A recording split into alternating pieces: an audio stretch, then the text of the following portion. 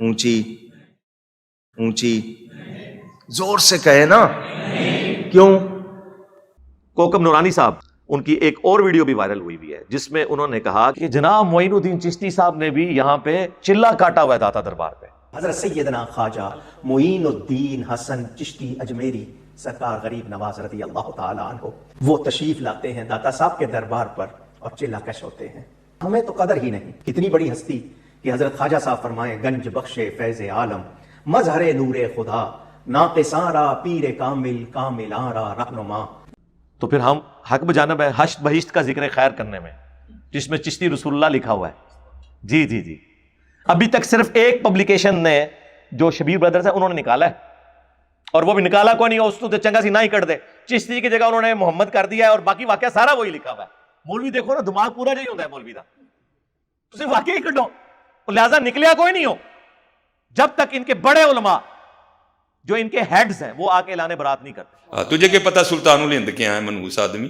چھوٹے کسی کی بات نہیں مانی جائے گی, نہ کسی پبلیکیشن کے نکالنے سے کوئی مسئلہ ہوگا. پھر یہ ماننا پڑے گا یہ جتنے بزرگ چھاپتے رہے آج تک جتنے بزرگ ہیں ان کا علم غیب بھی فارغ, انہیں پتہ ہی نہیں چلا اس میں لکھا ہے. اور سب سے بڑا وہ بزرگ جس نے ہمیں آگے بتایا کیا کچھ لکھے ہے بچو کڈو.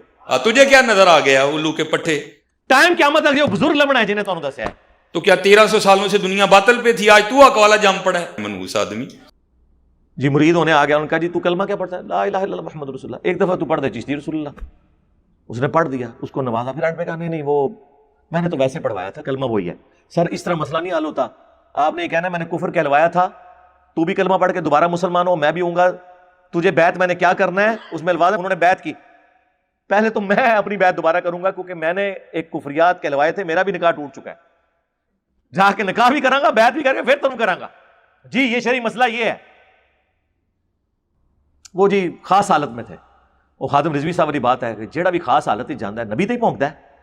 ہاں انہوں ہلکا نہ جانو, جیڑا پہنچدا جے نبی تے پہنچدا جے. تجھے کیا پتا سلطان الہند کیا ہے منحوس آدمی. تو وہاں پہ تو واضح موجود ہے, بعد میں انہوں نے کوئی توبہ نہیں کی ہے.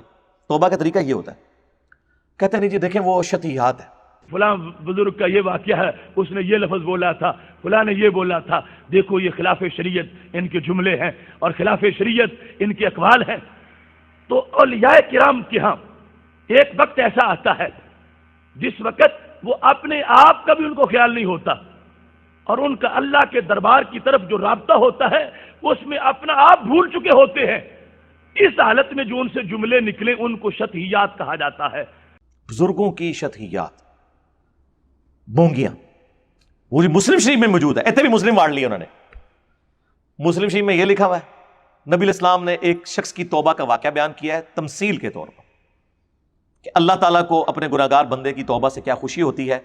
جیسا کہ کسی کا سامان لدا ہوا ہو اونٹ کے اوپر اور وہ کسی ریگستان میں ہو, اچانک اس کی سواری گم جائے اور وہ اپنی موت کا انتظار کرنا شروع کر دے, پھر ایک دم سے وہ سواری سامنے آ جائے, کیونکہ ریگستان میں سواری گمنے کا مطلب ہے کہ اب کئی میل تک آپ کے پاس کوئی پانی نہیں, کھانے پینے کی چیز نہیں.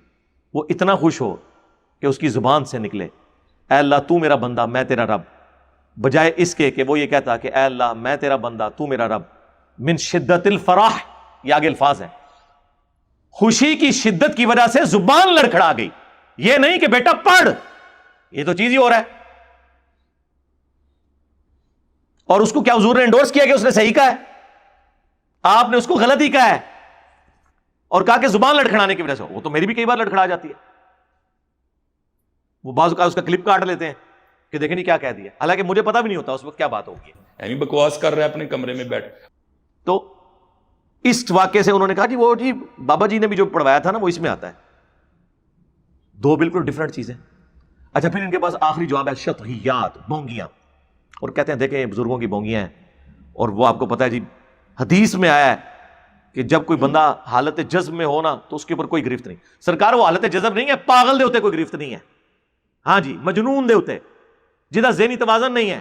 سیدھی طرح کرو نا پاگل ہیں. آج آپ کہتے ہیں نا یہ پاگل ہیں, ہم یہ باتیں کرنا چھوڑ دیں گے, پرانی ویڈیوز بھی ڈیلیٹ کر دیں گے, لیکن بچہ نہیں کہے گا, بڑے سارے کہیں گے, اور اس میں پھر مانیں گے کہ انجینئر صاحب نے منوایا ہے کہ یہ پاگل ہے. ظاہر ہے جس کا کریڈٹ ہے اسی کو ملنا چاہیے.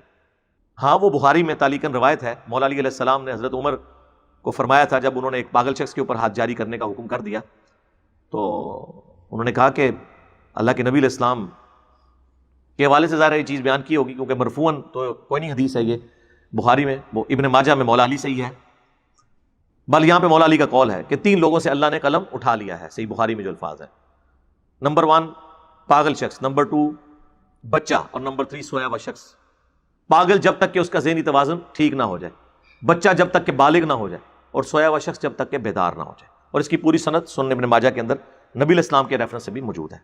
تو ٹھیک ہے، پھر آپ یہی کچھ ڈکلیئر کریں نا، یہ کریں، اس کے بعد کتابوں کی پرنٹنگ بند کریں، کہتے ہیں جی جو قرآن حدیث کے مطابق ہے وہ آپ لے لیں، اللہ معافی دے، قرآن حدیث کے مطابق تو شاید آیتیں ہی رہ جائیں گی اس میں، حدیثیں بھی جو آپ نے لی ہیں نا زیادہ تر تو جعلی لی ہوئی ہیں، اور جو لی بھی ہیں ان کو اپنے الفاظ کا ہی جامہ پہنایا ہوا ہے۔ یہ کتاب جو ہے نا وہ 500-600 صفحوں سے 5 صفحوں میں رہ جانی ہے، مہربانی کرو انہوں چھاپنا ہی بند کرو، جان چھڑاؤ محمد حدیث تو آج بئی سے بھی بند کرو، تذکرۃ الاولیاء بھی بند کرو، کشف المحجوب بھی بند کرو، فضائل اعمال بھی بند کرو، فضائل سنت بھی بند کرو۔ تجھے کیا نظر آ گیا الو کے پٹھے؟ اور اس امت کو اس چیز سے جان چھڑائے۔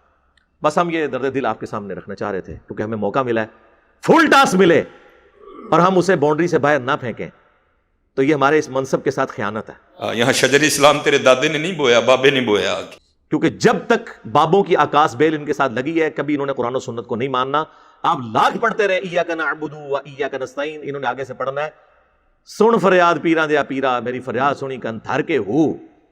انشاءاللہ بس میں توفیق مانگ رہا ہوں اپنے اللہ سے، تو ہم یہ زخم چھیلتے رہیں گے، چاہے وہ چشتی رسول اللہ والا زخم ہو ان کا، یا اشرف علی رسول اللہ والا، اکو پارٹیاں جو دوئے، یہ 2 برانڈ جے، ہاں، انفی دیوبندی، انفی بریلوی۔ میں نے حضرت مولانا اشرف علی تھانوی رحمہ اللہ کے بارے میں بیان کیا تھا نا کہ وہ خواب تھا، لا الہ الا اللہ اشرف علی رسول اللہ، وہ جاگتی حالت نہیں تھی، تو ایک مرید کو خواب آیا تھا، تو اس کی تعبیر بتائی مولانا اشرف علی تھانوی نے۔ ہاں جی، خواب میں پڑھا ہے، وہ سر پڑھو نا، آگے لکھا ہوا ہے، بیداری میں بھی پڑھا ہے، وہ جی اس کی ہوش کوئی نہیں تھی، اور سر اس کو تو ہم نے کچھ کہا ہی نہیں ہے، ہم نے تو بابے کو کہا ہے، بابی کو معاف کیا، بابے کو تو ہوش تھی۔ یہ جتنے مولوی کر رہے ہیں دفاع ان کو کہ تمہارے ناموں کا کلمہ اگر کوئی پڑھے تو تم اسے یہ کہو گے کہ بڑی تسلی تھی اس واقعے میں کہ تیرا پیر متبع سنت ہے، تم کہو گے وہ ماما کیوں مرمان لگا منو، مامو پارٹی کیوں مرمان لگا منو، آپ بھی کلمہ پڑھتے منو نہیں۔ آپ لوگ ایسا نہیں کریں گے، جن پولیٹیشنز کو یہ گالیاں دے رہے ہیں نا، ان کے ناموں کا بھی کوئی کلمہ پڑھے نا، وہ بھی یہ اس طرح کا اس کا جواب نہیں دیں گے۔ اتنی تو ایمان کی رتی ان کے اندر بھی موجود ہے، جو ان کے انورٹڈ کامز میں بزرگان دین اور علماء کرام، یعنی کہ بزرگان بے دین اور علماء کرائم مجرم، ان کے اندر موجود نہیں۔